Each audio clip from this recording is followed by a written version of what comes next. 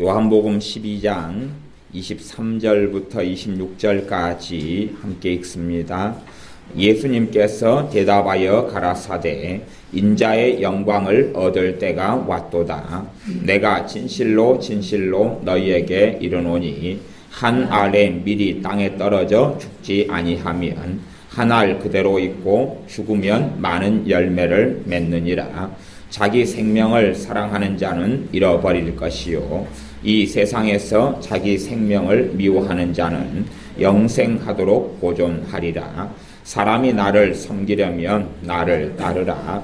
나 있는 곳에 나를 섬기는 자도 거기 있으리니 사람이 나를 섬기면 내 아버지께서 저를 귀히 여기시리라. 아멘. 주님께서 말씀하시기를 인자의 영광을 얻을 때가 왔도다. 인자는 우리 주 예수님을 가리켜 말씀합니다.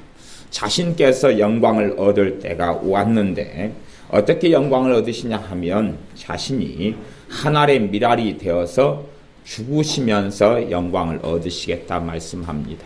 사람들의 죄를 위하여 죽으셔서 그 죄들을 짊어지시면서 영광을 얻는 자리 속에 들어가겠다고 말씀하시면서 24절에 내가 진실로 진실로 너희에게 이르노니 한 알의 밀이 땅에 떨어져 죽지 아니하면 한 알 그대로 있고 죽으면 많은 열매를 맺느니라 말씀합니다. 한 알의 밀이 땅에 떨어져서 죽는다는 이야기는 뿌리가 나고 그리고 싹이 난 다음에 열매를 맺혀간다는 이야기입니다. 그렇게 되면 많은 열매를 맺는 삶을 산다고 말씀합니다. 한 알의 밀이 되어져서 썩어지고 죽는 삶이라는 것은 어려운 일일 수밖에 없습니다. 그것을 또한 잘못 해석하며 잘못 생각해서 내 삶 속에 당하는 모든 고난이나 어려움을 다 인내하고 견뎌야 한다거나 혹은 어떤 사람들에게 지배당하고 조종당하며 상처받는 삶을 그대로 따라가면서 한 알의 밀이 썩어져 죽는 삶이라고 착각해서는 결코 안 됩니다. 그래서 한 알의 밀이 되어져 썩어가 죽는 삶을 이해한다는 것은 조금 어려운 과제며 또한 평생에 이루어야 할 과제이기도 합니다.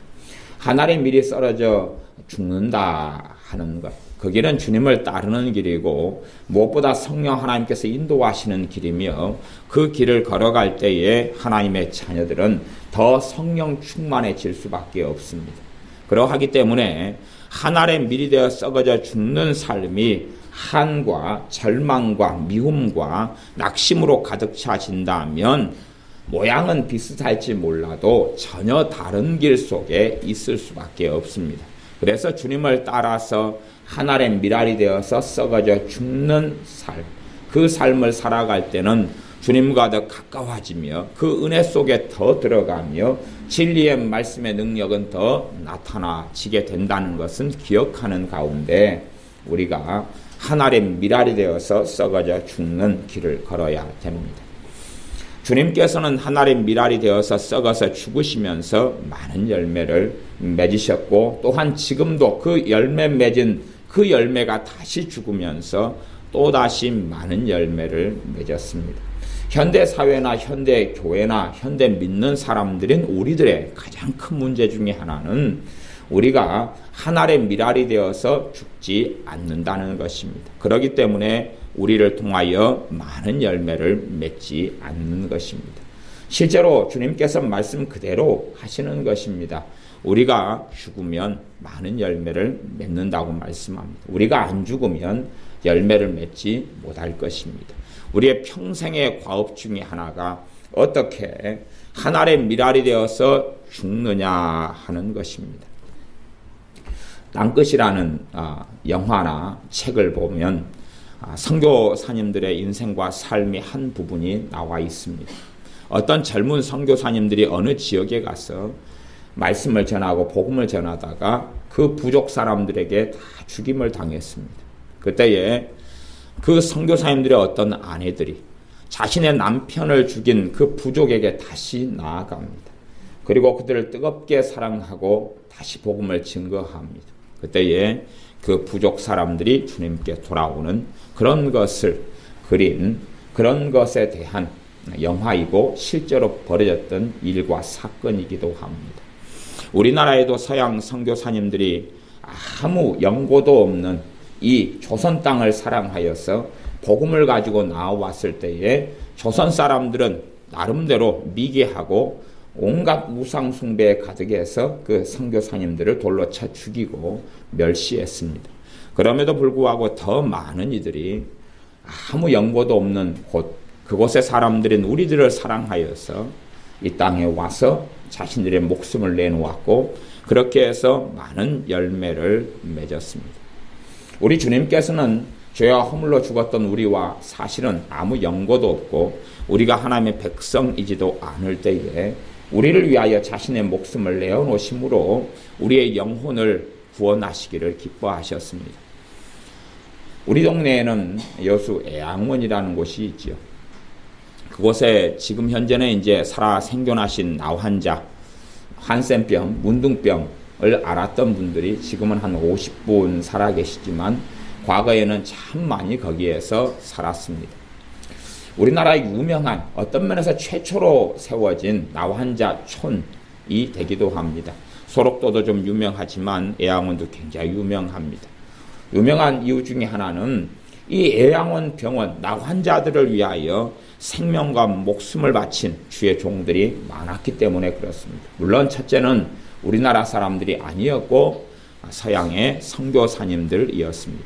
의료 선교사로 의사 선교사님으로 오셔서 문둥병자들, 한국 사람들조차도 우리 민족조차도 저주하고 가족조차도 저주하고 버려버리는 사람들을 거두어 들여서 씻고 치료하고 고치고 그렇게 한평생을 함께 하다가 죽어간 사람들, 그러한 사람들로 인하여서 미랄이 열매를 맺혀서 대부분의 한센병, 문둥병을 앓았던 사람들이 주 예수님께 돌아왔습니다. 아마 저나 여러분이 문둥병자가 되어졌다면 하늘을 원망하고 하나님을 원망하고 세상을 원망하고 저주하면서 살다가 한평생 한으로 죽었을 것입니다. 그런데 그 문둥병자, 한센병, 이 나병 환자들이 어떻게 그 비참한 참담 지경, 가족까지 자신을 버려버리며 굶어 죽어갈 수밖에 없어서 그 병으로 한이 가득하여 비참하게 절망 속에 있는데 어떻게 그들이 예수님을 만나게 되었는가 하는 것입니다. 그들을 정말로 뜨겁게 사랑하여 도무지 사랑할 수 없는 사람들을 예수님의 사랑으로 끌어안은 종들이 있었기 때문에 그렇습니다. 그렇게 끌어안은 하나님의 사람들이 있었기 때문에 그들을 통하여 문둥병자들은 주님을 만나게 되었습니다. 그리고 오는 문둥병자들마다 주님을 만나고 회개가 터지고 나병 중에 문둥병 중에서라도 주님을 찬양하며 경배하였습니다. 한국에 있는 목사님으로서는 손양훈 목사님이라는 분이 계십니다. 당시에는 문둥병자들에게 지금도 우리나라의 문둥병자들이 한 2만 5천 명, 한센병 그 정도 있다고 그렇게 되어집니다만은 당시에 일제시대 지나고 한 1940년, 50년 이때 때 한국에 문둥병, 나병 환자들이 한 5천 명 가까이 이렇게 있었다 그럽니다. 그때 한 2,500명 그렇게 나환자촌들에 수감되고 그러하였습니다.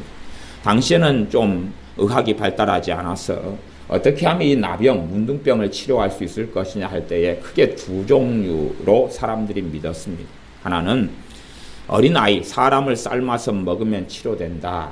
그렇게 있었던 것이 있어서 실제로 문둥병을 앓았던 그 비참한 지경에 있던 사람들이 돈 주고 어린아이를 사가지고 삶아 먹었던 일들이 종종 있었습니다. 그러나 문둥병은 치유되지 않았습니다.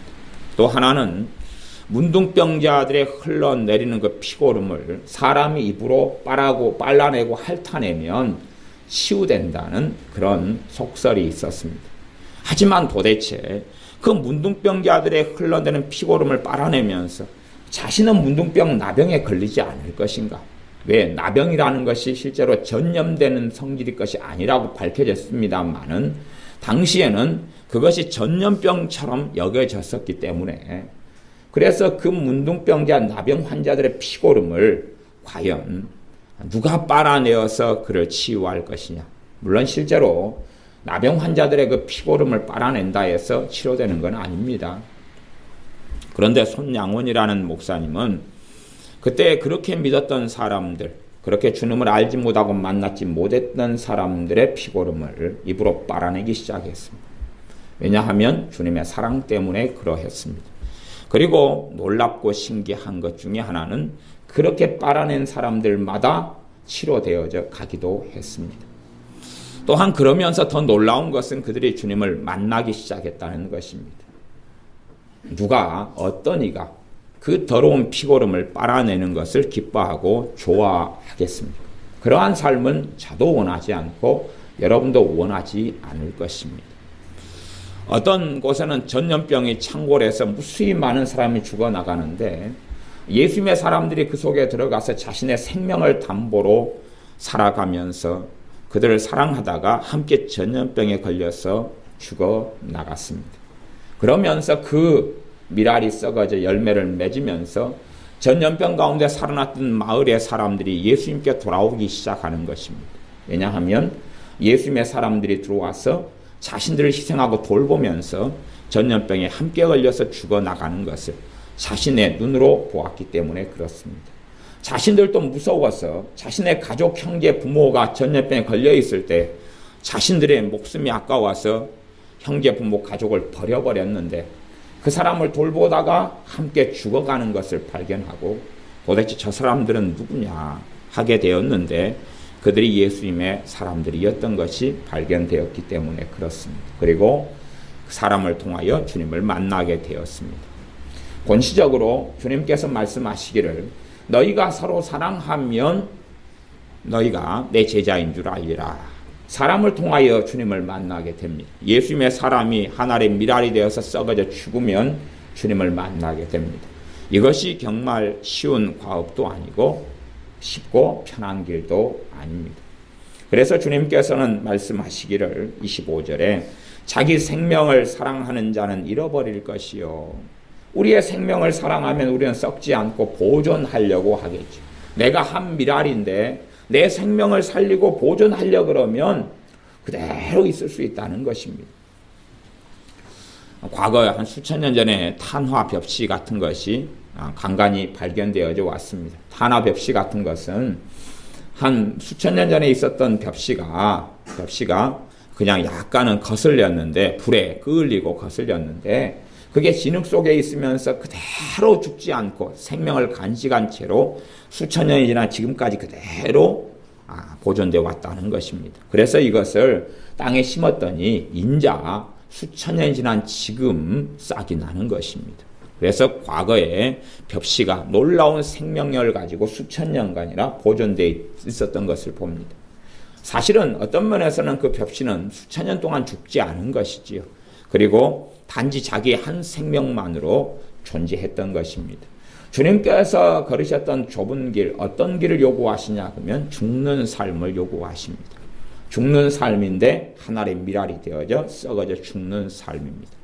우리가 오늘도 밥을 먹었는데 그 밥을 먹었던 그 쌀은 어떠한 이삭이, 어떠한 벽시가 죽어서 만들어진 것입니다. 그러나 과연 그 이삭이 죽었다 그렇게 말할 수 있겠는가 하는 것입니다. 그렇게 죽었다 말할 수는 없겠죠. 거기에서 끊임없이 밀알이 생겨났기 때문에 그러합니다. 주님께서는 자기 생명을 사랑하는 자는 잃어버릴 것이다 그럽니다. 단지 자기의 생명을 사랑해서 벽시 그대로 자기 밀알 그대로 그렇게 보존한 사람들은 죽어버릴 것이다 그럽니다. 주님께서 종들을 불러서 어느 날 한 문화씩 10종들에게 나누어 주었습니다. 그리고 마침내 주님께서 다시 재림하시고 찾아오셔서 종들을 불러서 계산하셨습니다. 한 종에게 너가 무엇을 하였느냐 그러니까 주님께서 주신 한 문화로 내가 10문화를 남겼습니다. 착하고 충성된 종아 10고을의 권세를 차지하라.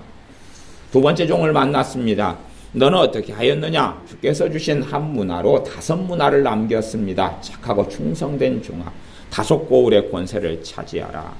문화라는 돈은 대단히 큰 돈은 아닙니다. 그냥 하면 잘해야 기신 많은 정도 하는 돈입니다. 그런데 그 돈을 모으고 벌었다고 주님께서 주시는 것은 10 고울의 권세고 5 고울의 권세라는 겁니다.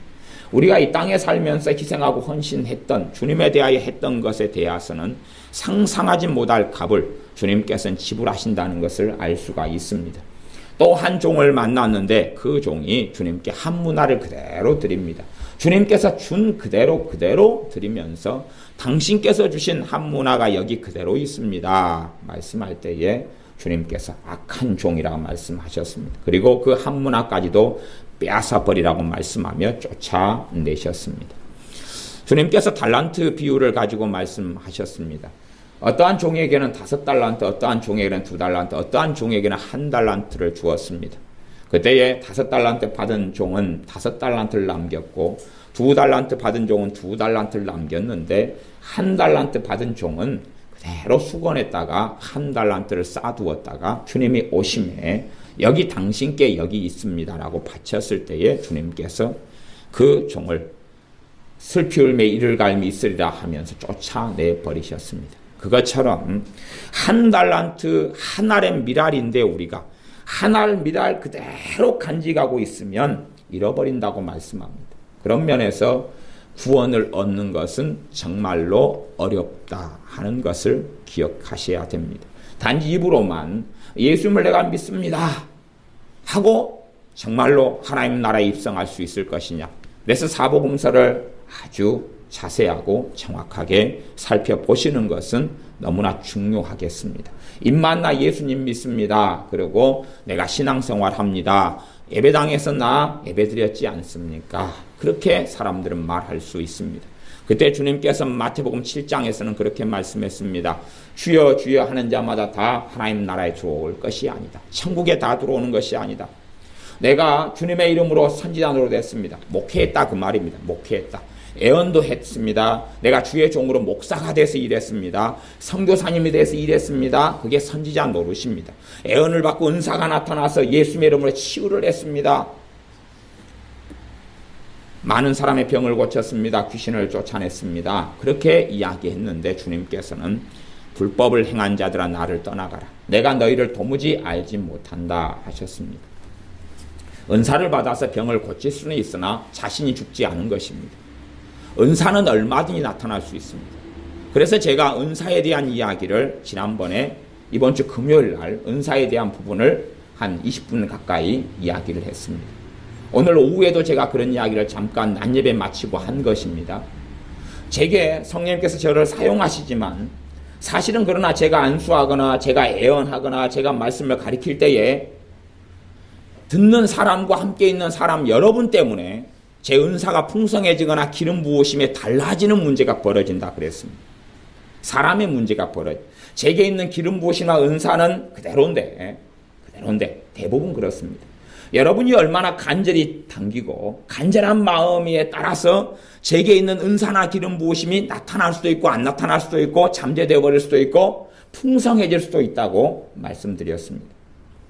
그렇기 때문에 그 은사가 나타나서 아름다운 열매를 맺는다 해도 제가 무슨 일을 하는 것이 아니게 됩니다.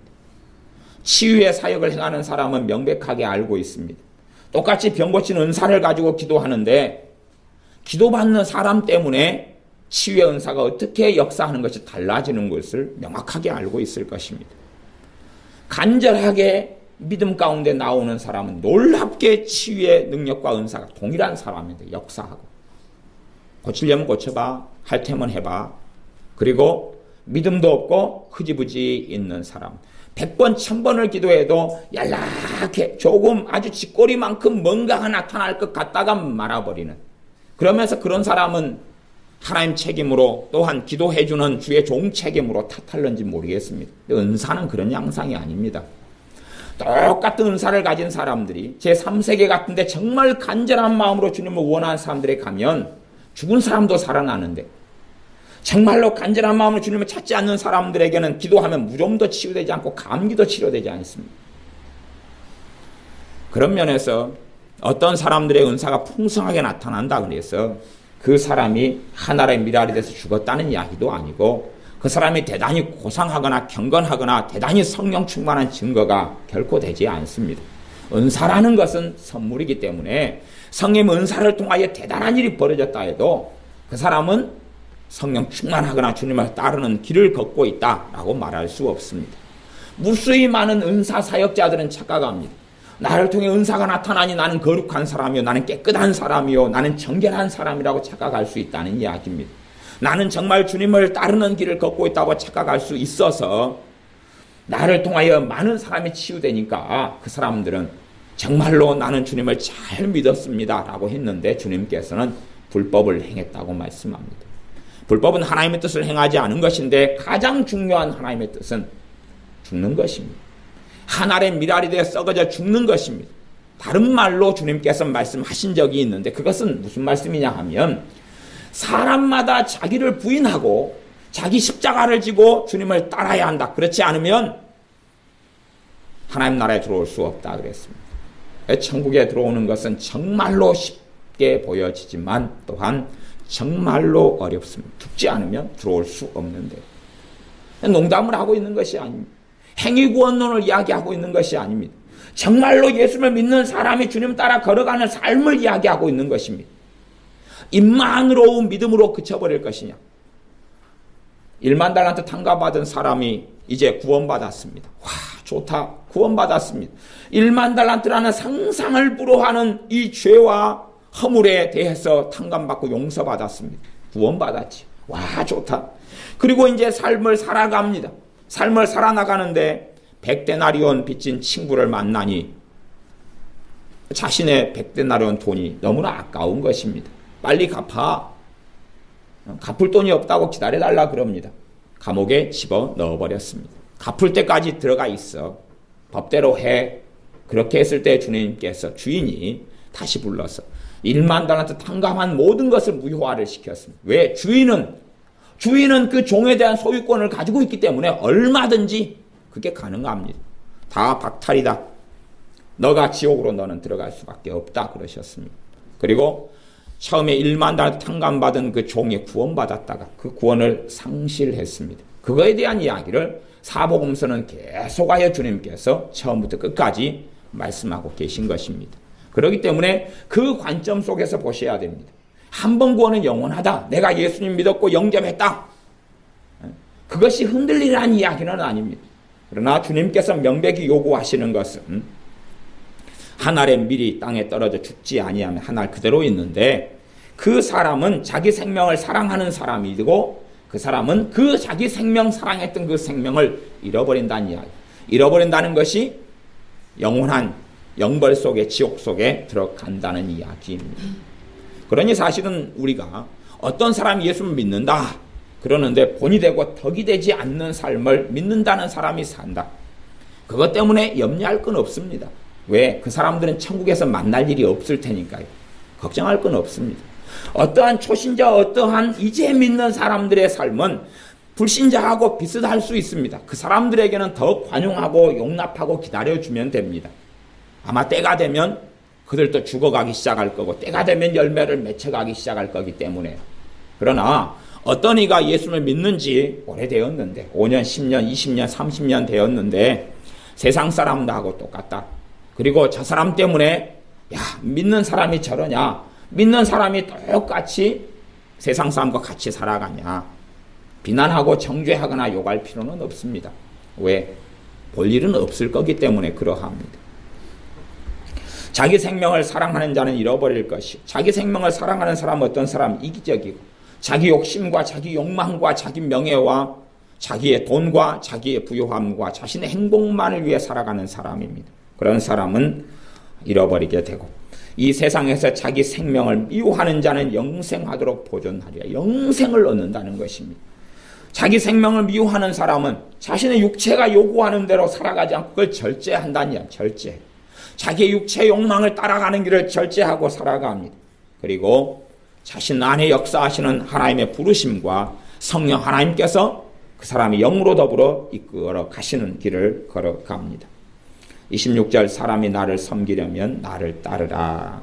나 있는 곳에 나를 섬기는 자도 거기 있으리라. 주님을 섬기려면 주님을 따르라 그랬습니다. 주님이 어떤 길을 걸었습니까? 주님께서 하늘의 미랄이 되어서 내가 죽는다 하고 그 죽으신 길을 걸었습니다. 그러니 그렇게 함께 죽는 길을 걸을 때에 주님께서 계시는 곳에 나도 있게 되고 그것이 바로 주님을 섬기는 것이라고 말씀합니다. 사람이 나를 섬기면 내 아버지께서 저를 귀히 여기시리라. 우리의 많은 사람들은 죽기를 싫어합니다. 내 욕망과 내 욕구를 이루기를 원합니다. 그래서 우리가 자녀를 양육하고 교육시킬 때 내 자녀가 좋아하는 것, 먹고 싶은 것, 자기 중심적으로 보호해주고 키워버리면 그 자녀가 어떻게 나중에 천국에 들어가겠습니까? 희생과 헌신과 섬김을 배우지 않는 자녀들은 사실은 예수를 믿는다고 하는 이름은 가졌을 수 있으나 그러나 실상은 죽은 자의 이름만 가지고 있을 수밖에 없습니다. 섬김을 배워야 되고 이기성을 버리는 것을 배워야 하고 희생을 배워야 하고 헌신을 배워야 합니다. 물론 어리석은 희생과 어리석은 헌신도 있습니다. 지혜 없는 헌신도 있어서 헌신이라기보다는 어리석어질 수가 있습니다. 그러지 않습니까? 부모가 자식이 어디를 가자 그러면 함께 가줍니다. 그렇죠? 놀이동산에 가자 그러면 가줍니다. 놀이동산에 가려면 돈이 몇십만 원 들어가지 않습니까? 몇십만 원 들어갑니다. 그것만큼 이제 써야 될 때를 못 쓰죠, 부모가. 부모님한테 돈을 못 드리고 아니면은 내가 때가 맞춰서 뭔가를 갈아야 되는데 갈지를 못하고 돈이 부족하니까 그것을 헌신이라고 생각할 수도 있을 거 아니에요. 그렇죠? 그것은 헌신이 아니라 고무신에 불과합니다. 그건 절대 헌신이 아니라는 것이죠. 남편이 어디를 가자 그럽니다. 아내가 어디를 가자 그럽니다. 그래서 가자는 대로 다 끌려가고 살아갈 수 있습니다. 그러니까 아내는 억울함이 생기고 분통이 생깁니다. 그걸 헌신이라고 생각할 수 있는데 그건 헌신 아닙니다. 그건 사람의 노예와 종이 되어 살아가는 삶입니다. 그렇기 때문에 하늘의 미랄이 되어서 죽는다는 것을 그것을 깨닫고 아는 것은 제가 서두에 쉽지 않다 그랬습니다. 정말로 진리의 길을 걸어가는 삶을 살아야 되는데 그렇게 하면서 내가 죽어야 되는데 어떻게 죽을 것이냐 하는 고민을 할 수밖에 없습니다. 그래서 기본적으로 우리가 가장 본이 되는 모델을 생각하고 볼 수밖에 없어서 제가 선교사님들이나 혹은 손양호 목사님의 예화와 삶을 들었습니다. 손양호 목사님이 어느 때 자신의 아들 동인과 동신을 죽인 그 사람을 만나서 그 사람이 죽게 됐습니다. 사형 선고받아 죽게 됐습니다. 왜냐하면 공산당원이었기 때문에 그렇지. 그래서 죽게 됐습니다. 죽게 됐어요. 그 사람을 구명하기 시작. 구명 살려달라. 내 아들을 죽인 그 사람을 위하여 구명운동을 했단 말입니다. 손양호 목사님 자기 아들을 죽인 두 아들을 다 죽인 그 주범을 구명운동을 해 살려달라. 그리고 살려냈습니다. 여기저기 청원서 쓰고 탄원서 쓰고 구명운동에 살려냈습니다. 그 다음에 그 청년을 자신의 아들로 삼았습니다. 이제는 그분은 돌아가셨고 그분의 아들이 목사님이 되어서 많은 사람들에게 복음을 전하고 있습니다. 시간과 세월이 많이 흘렀죠. 그리고 이 손양호 목사님 돌아가실 때는 이제 장자가 누가 됐냐 그러면 그 아들들 다 죽여버렸습니다. 20몇 살 되고 18, 19 된 아들 둘이를 죽였으니까 수양 아들 삼은 그 아들이 손양호 목사님 장례식 때는 이제 상주가 돼가지고 장례식을 치루었어요. 몇 년 격차가 없습니다. 2년 격차 뒤에. 그러한 삶을 산다는 것이 어떻게 쉽습니까? 내 속으로 낳은 자식 둘이를 죽인 사람을 위해서 구명운동 한다는 것이 그게 어떻게 쉽습니까? 또한 자기 아들들을 죽인 사람에 대하여 정상적인 사람이 이빨을 갈고 분노해야지 마땅하지 않겠습니까? 그러나 그를 용서하고 축복하며 자신이 돌보고 키우고 섬기는 아들로 삼는다는 것이 어찌 쉽습니까? 손양호 목사님이 신사참배를 반대하다가 감옥에 들어갔습니다. 감옥에 들어가 있으면서 몇 가지 일을 했다고 그럽니다. 감옥에 들어갔는데 감옥에서는 주로 하루에 하나 정도, 한 번 정도씩이나 이렇게 작은 주먹밥 그런 것을 하나씩 줍니다. 근데 손양원 목사님이 그 주먹밥 하나를 사실은 그걸로는 사람의 생계 유지되기 어렵지 않아요. 그것을 나누어 줬습니다. 자기도 너무 그거 먹어도 배가 고픈데 나누어 주기 시작했어요. 그래서 영양실조에 걸려가지고 한쪽 눈이 실명되어 버렸어요. 감옥에 있는 동안에. 그래서 감옥의 성자라고 불렸습니다. 나아가서 가장 감옥 안이 거기에서 똥오줌을 다 해결하니까 가장 더럽고 구더기가 일고 썩은 내가 나는 곳이 화장실. 그 감옥 한켠에 화장실이 있는데 그 화장실 그 자리만 독차지하고 손양원 목사님이 거기에서 생활했다 그럽니다. 그리고 당시에 겨울 같은 때는 얼마나 동상이 심하고 추웠기 때문에 발이 얼고 썩어 들어가니까 꼭 그 화장실 한켠에 잘 때에는 또 다른 죄수의 발을 가슴에 품고 얼지 않게 품고 그렇게 항상 잠들어 왔다 그렇게 이야기합니다. 그의 삶이 정말로 미랄이 되어 썩는 삶을 살아왔기 때문에 그렇기 때문에 그분의 별명 중에 하나가 성자란 말하고 사랑의 원자탄이라 그렇게 말하기도 합니다. 그가 그런 삶을 살 수 있었던 것은 말로 다 할 수 없는 주님의 사랑을 더 깊이 깨닫고 맛보고 알았기 때문에 그렇습니다. 그를 사랑한 주님의 사랑이나 우리를 사랑한 주님의 사랑이 똑같다는 이야기입니다.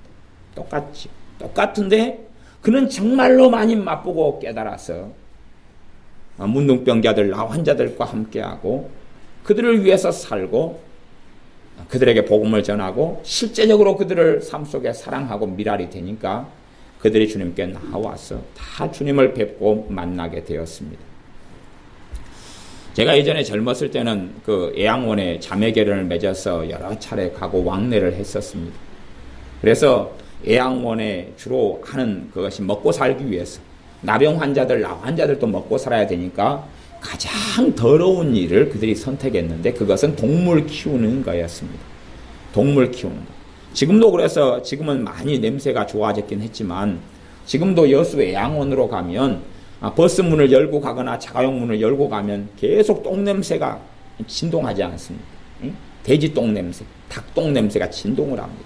바람 방향이 잘 불어주면 돼지 똥냄새 충만해집니다. 왜냐하면 가장 더럽고 먹고 살기 위해 선택했던 게 짐승 키우기인데 사람들이 가장 하기 싫어하는 돼지 키우고 닭 키우고 그렇게 해서 그 길을 선교사님들이 열었습니다. 먹고 살려줘야 되니까. 그래서 그때부터 지금까지 그렇게 해오고 있어요. 지금까지. 그래서 이제 이 나환자들 같은 경우는 손도 뭉그러져 있고 눈알도 이렇게 없고 빠져 있고 코도 뭉그러져 있어서 힘든 일 중에 하나가 돼지똥 치우는 거였어요. 돼지똥 이렇게 막 차면 움막에 차면 치우는 거여서 자매결연 맺어가지고 돼지똥 치우러 제가 좀 다니거나 그랬어요. 나이 드신 분들이나 그때는 다 나이가 많이 드셔버렸어요. 그래가지고 그걸 치울 힘이 없으시니까 시간 내가지고 청년들이 가서 돼지똥 막 소똥 치워주고 그러면 이제 닭을 막 삶아주세요. 닭도 키우고 돼지도 키우고 막 그러니까 그렇게 이제 또 며칠 하다가 또 오고 막 그렇게 좀 했었어요. 그러면서 그분들의 삶과 모습을 보게 되었습니다. 근데 그분들은 정말로 성령 충만한 거예요. 손이 뭉그러졌는데 눈알이 없는데 찬양하고 얼굴에 광채가 나는 거예요.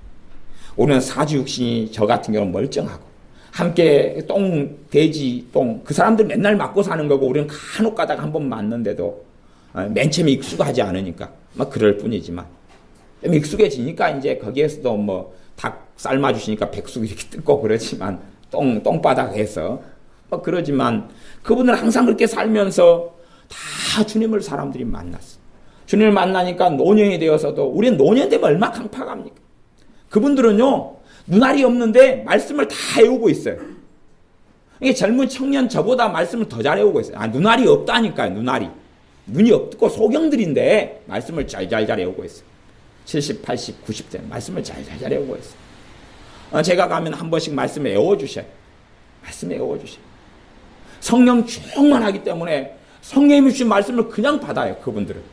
그래가지고 저한테 주님께서 뭐 특별히 애언이다 이런 거 말고 그냥 이런 말씀이 떠오르네요. 그리고 성경을 저한테 읽어주셔요. 자기 안에 들어와 있는 말씀을. 그러면 보통 성경은 한두 장, 서너 장씩 그냥 계속 이야기야. 서너 장씩 줄줄줄줄 해. 그분들은 완전히 말씀에 쟁여서 살아왔던 사람들이. 먹고 사는 것 말고는 오직 하나님 말씀 속에 들어가는 것 하나 말고는 그들이 안 했어요. 그러니까 그때 당시에 제가 지금 이야기하는 80년도 후반 90년도 초 중반까지 이야기입니다.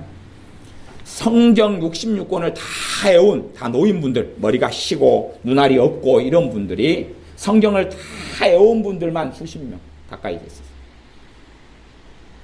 그러니까 이제 완벽하게 외운 분들은 그때 5분이니까 10분 안에 됐고, 거의 몇 장 좀 어렵고 난해한 거 빼놓고 신약은 다 해오고 구약은 중요한 장들은 전부 다 해온 분은 수십 분이었어요. 그들이 살아가면 세상 낙이 없고 세상에서가 아니라 선교사님들과 주의 종들을 통해 주님을 만났기 때문에 주님의 말씀을 뜨겁게 사랑하거든. 그러니 환경은 정말 열악하고 몸은 따라주지 않는데 성령 충만함의 은혜와 기쁨이 넘쳤고 얼굴에 광채들이 나셨어요. 야, 어떻게 저런 삶이 가능할까? 어떻게 저런 삶이 가능하지? 싶은 삶을 살다가 대부분 돌아가시고 이제 지금은 한 50분 정도 살아있다는 이야기를 듣습니다. 우리가 현실이나 환경의 삶을 바라보면서 산다면 어리석어질 수밖에 없습니다. 주님께서는 오히려 우리에게 현실의 삶을 통하여 바라보고 사는 게 아니라 하늘의 미랄이 되어 썩어져 죽는 삶을 원하십니다. 사실은 그때에 깊은 은혜 속에 들게 되어집니다. 내가 정말로 자원하고 출교함으로 주님을 섬기는 여정 속에 들 때에 말로 닿을 수 없는 이 땅에서 하나님의 나라를 체험하고 살아가게 되어집니다. 그러나 내가 이 땅에 자기의 생명을 사랑하고 육체의 소욕을 사랑해서 그 속에 살아간다면 놀라운 하나님의 영광을 체험하지 못합니다. 찬양을 막 기름 부음 있는 찬양을 한다 해서 하나님의 영광 속에 들어가지가 않습니다. 내가 어떻게 썩어지고 죽어질 것이냐 하는 것입니다. 그냥 손쉽게 깨달으려 하시지는 마시고 손쉽게 가정이나 부부 생활에 적용하려고 하시지는 마십시오. 꽤 어렵습니다. 그래서 묵상이 필요하고 기도가 필요한 주제라고 이야기했습니다. 빌립보서 3장에도 사도 바울의 삶을 통하여 그러한 삶의 모습을 들여다볼 수 있어서 제가 빌립보서 3장 말씀을 좀 읽어보겠습니다. 빌립보서 3장 7절부터 11절까지 말씀입니다.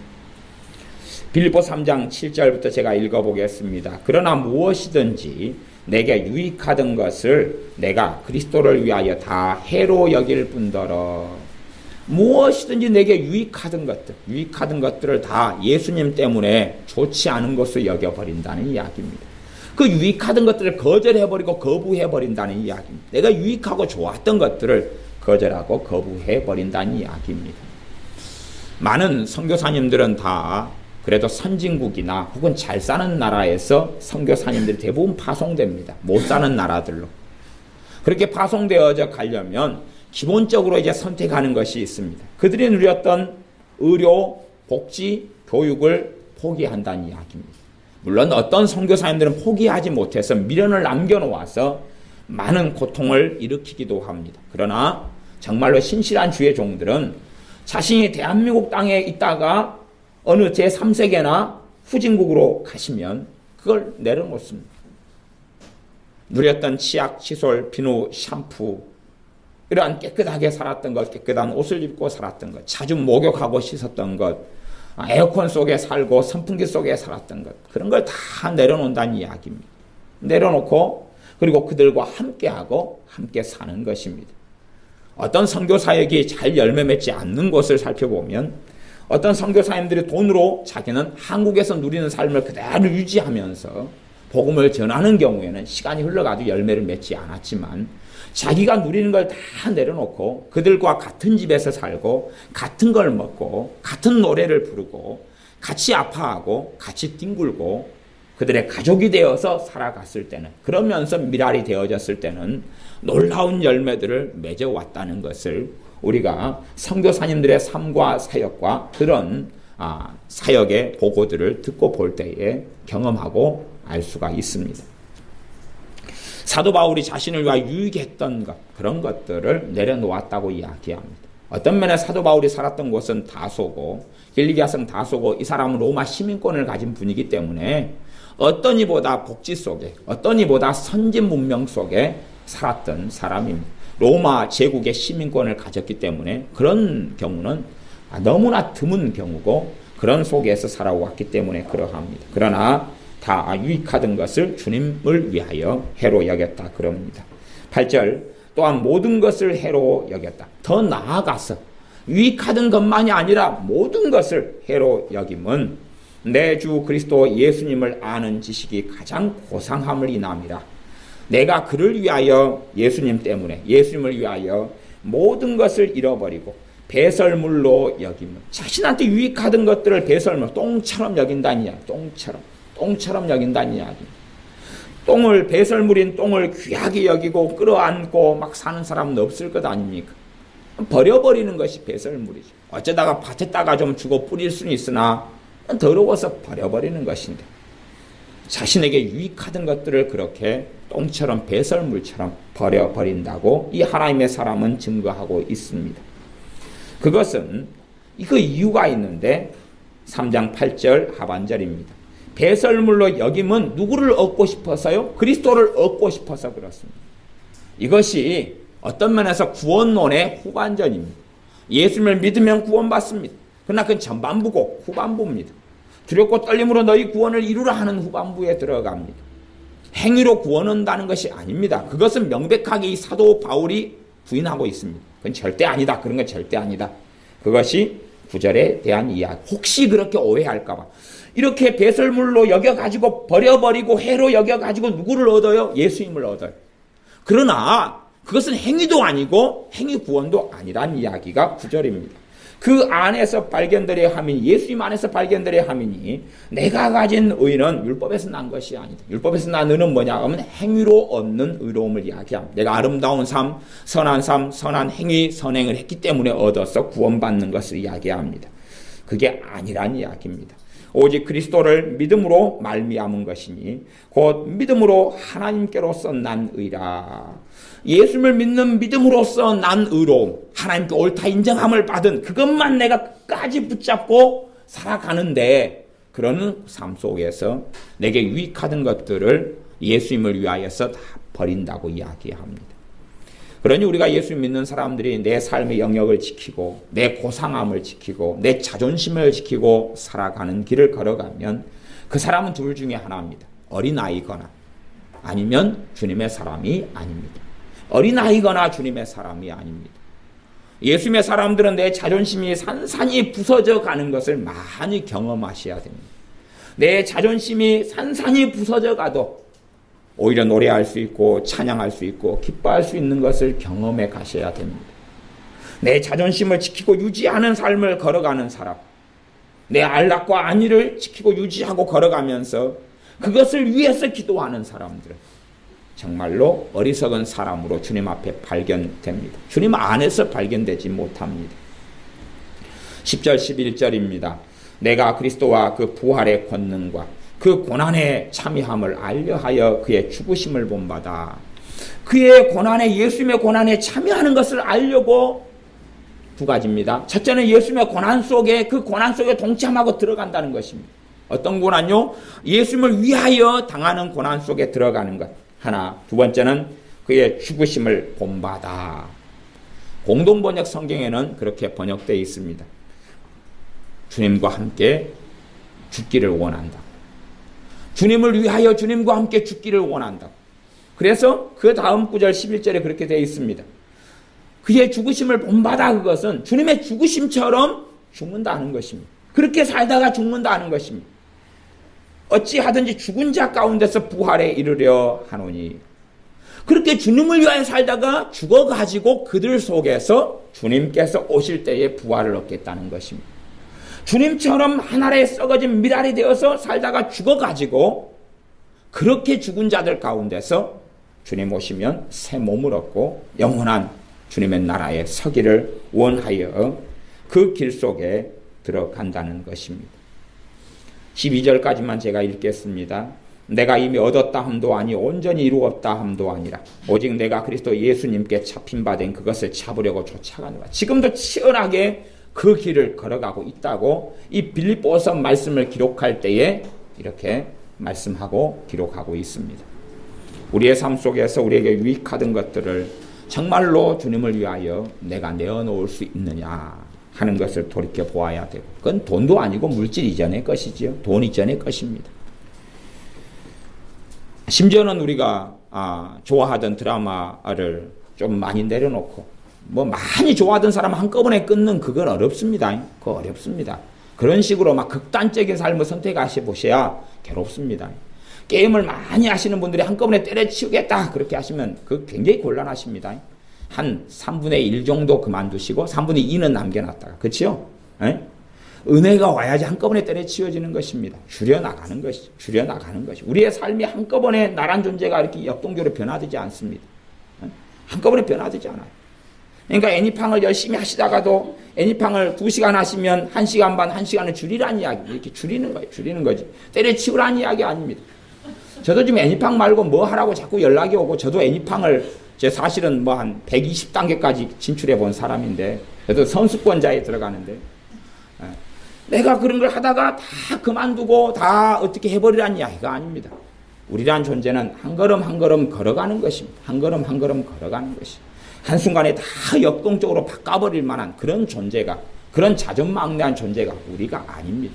그러니 한 걸음 한 걸음, 드라마를 한 3개 보시는 분들은 1개 정도 줄이고 2개만 좀 보고, 그 중에서 이제 없는 시간이 1-2시간 있으면 말씀과 함께 시간 보내고, 좀 더 기도로 함께 시간 보내고, 그렇게 하는 걸로 바꾸는 것이지. 그렇게 하는 것이지, 여러분의 자식을 5살밖에 안 됐는데 서울대에 보내려고 한다 그러면 20살 돼가지고 보낼 수는 있습니다만은 5살 때 보내려고 스파르타를 교육시켜서 6살에 집어넣으려고 한다면 들어가지도 못할 뿐만 아니라 자녀가 꼭 들어가게 되는 곳이 있는데 정신병원에 들어가게 됩니다. 결코 그렇게 안 되는 것입니다. 한 계단 한 계단 한 계단 걷는 것입니다. 어떤 분들은 본인이 믿음이 좋으시니까 자신의 자녀도 그 좋은 믿음의 샘플과 모양대로 살려고 하는데, 꼭 아셔야 될 것은 애는 애다는 사실입니다. 애는 아이예요. 아이는 아이여서 아이는 아이대로 성장의 길을 한 걸음 한 걸음 한 걸음 걸어야 됩니다. 한 걸음 한 걸음 걸어야 돼요. 많은 목사님들이요, 자기의 자녀 교육을 망쳐버리십니다. 왜 망친 줄 압니까? 목사님들은 자기 나름대로 경건하게 많이 사셔요. 사모님이나 그런 분들이 이제 그래도 주님과 많이 가깝다기보다는 최소한 외모적으로, 외형적으로는 경건한 모양과 모습대로 많이 사세요. 기준이 그렇게 높으셔요. 또 남에게 보이는 삶을 사시니까 또 그럴 수밖에 없잖아요. 그러니까 자신의 기준대로 지금 현재 당장 자기 자식들도 그렇게 살고 있어야 돼. 그러니 자식들은 감당할 능력이 있어요, 없어요? 없잖아요. 그러니까 애들이 탈선하고 어그러지는 것이. 연약한 아이들은 참아주고 기다려주고 한 걸음 한 걸음 한 걸음 나오는 것이. 사람들이 착각하면 곤란해. 내가 이런 여정을 통하여 내가 믿음이 좋아졌는데 내가 가진 가치관과 도덕률과 윤리와 기준을 내 자녀에게 그대로 적용해버리면 얘는 굉장히 고통스러워하면서 감당치 못할 짐을 지고 자빠져 버리는데, 많은 목회자의 자녀들에게 그런 일들이 지금까지 있어 왔습니다. 여러분도 여러분이 믿음이 좋고 성령 충만하시더라도 그 기준을 자녀에게 들이대버리시면 안 됩니다. 여러분은 기도가 중보기도 은사가 힘해가지고 기도 생활을 막 2시간씩 하고 3시간씩 하니까 뜨거우니까 여러분 자녀에게 1시간씩 기도시킨다 그러면 곤란해지는 것입니다. 그건 안 되는 것이. 한 5분만 시키세요. 5분만. 잘하면 10분만 시키세요. 그리고 나머지는 놀라 그러고 공부하라 그러고 뭐 어떻게 하라 그랬어요. 막 게임을 너무 많이 좋아한다 그러면 때려치워라 그렇게 가지 말고 조절을 하세요. 빛 가운데 보이는 데서 하라 그러고 시간도 좀 조정해주고 약간은 줄여나가자. 그렇게 해가지고 아이가 방향을 턴을 해야 돼요. 배도 그렇습니다. 아시죠? 배가 달려가다가 급격하게 90도로 꺾어버리면 배가 어떻게 됩니까? 전복하죠. 자동차가 달려가다가 턴을 하려면 어떻게 해야지 턴이 됩니까? 속도를 늦춰야 되죠. 그게 늦춰가지고 90도로 확 꺾어버릴까요? 그러면 팽팽팽 돌아버릴 수가 있습니다. 그런 게 아니라 늦추면서 부드럽게 도는 것입니다. 그것처럼 어떤 삶을 볼 때도 그렇게. 그러니까 회개라는 것을 극단적으로 그냥 바꿔버리는 모양이 나타날 수 있는데 그건 예외적으로 성령 하나님이 놀랍게 역사하고 은혜와 기름 부음이 놀랍게 역사해서 전폭적으로 이렇게 바꿔버릴 수가 있는데, 그런 삶은 사실 일반적인 것이 아닙니다. 일반적인 게 아니에요. 안 먹다가 하루에 10끼 먹어버리면 배 터져버립니다. 그것처럼 그렇게 급격하게 선회하는 것, 그것이 우리가 보통 살아가는 삶에서는 사실은 별로 가능하지 않은 이야기. 갑작스럽게 불가항력적으로 은혜가 오고 기름 부음이 와서 그런 일은 간혹 벌어집니다만은 내 자녀의 수준에 맞게 그렇게 턴을 해가지고 가도록 도와야 지혜롭습니다. 공부도 마찬가지 아닙니까? 내 자녀의 눈높이에 맞는 공부를 시켜야지 그 아이보다 훨씬 더 높은 걸 시킨다면 아이가 감당하지 못해서 정말로 힘들어져 버리게 되고 맙니다. 감당치 못할 것을 주면 감당치 못합니다. 우리 자신에 대한 요구도 그렇습니다. 여러분 자신에 대한 요구도 제가 지금 하나님 미라드에 썩는 삶을 이야기했지만 여러분의 삶을 급격하게 어떻게 하려고 그러면 이 상대성이 너무 커가지고 여러분이 절망 속에 들어가 버릴 수도 있습니다. 제가 그런 이야기를 하고 있는 건 아닙니다. 짧은 설교 시간, 물론 제 설교는 별로 짧지는 않지만 그래서 짧은 설교 시간 속에 이 모든 걸 포함시켜서 다 설명해 드릴 수는 없습니다. 하지만 여러분이 극단적으로 가시는 것에 대한 염려는 제가 있기 때문에 그 극단성은 주의하시는 가운데 여러분이 때로는 누릴 것도 누리시고 근다고 선교지에 있는 아이들이 굶주려 가고 있으니까 여러분 밥을 3끼 먹던 거 2끼 줄이면서 또 간혹 피자 먹던 것을 안 먹으면서 돈을 보내시려고 그러지 마시고 피자는 열심히 사 드시되 조금 더 아껴가지고 그래가지고 보내는 것이지 시대나 상황이나 사는 모양이 틀린데 똑같은 모양으로 살면서 어떻게 하려 그러는 것은 어렵다 하는 이야기입니다. 그래서 우리가 한 걸음 한 걸음 걷는 길이지 하나의 미랄이 썩어져 죽은 다음에 내일 되니까 열매가 주렁주렁 맺힌 게 아니지 않습니까? 그러지요? 시간이 흘러가가지고 봄에 그렇게 썩어서 죽어서 싹이 난 다음에 가을 되면 열매를 맺히는 것처럼 시간이 걸린다는 것을 기억하셨으면 좋겠습니다. 기도하겠습니다.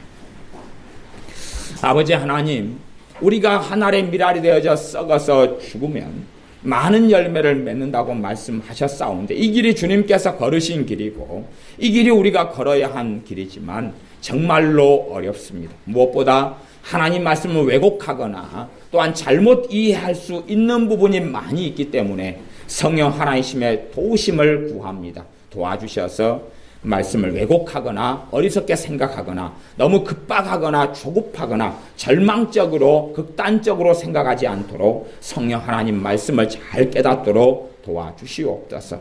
또한 우리의 삶이 나아갈 때 한 걸음 한 걸음 나아가서 사도 바울이 내가 이제 잡은 것도 아니고 이제 내가 쫓아간다고 했던 것처럼 우리도 그 과정 속에 한 걸음 한 걸음 걸어가오매 우리가 날마다 주님 안에서 죽는 삶을 살게 하여 주시되 믿음의 성장해 가면서 넉넉히 감당할 수 있을 만한 믿음의 사람이 되어져 가면서 우리의 믿음의 분량과 수준에 맞추어서 하나의 미랄이 되어져 죽는 삶을 살게 도와주시옵소서. 예수님의 이름으로 기도하옵나이다. 아멘. 같이 말씀을 붙잡고 하나님께 기도하겠습니다.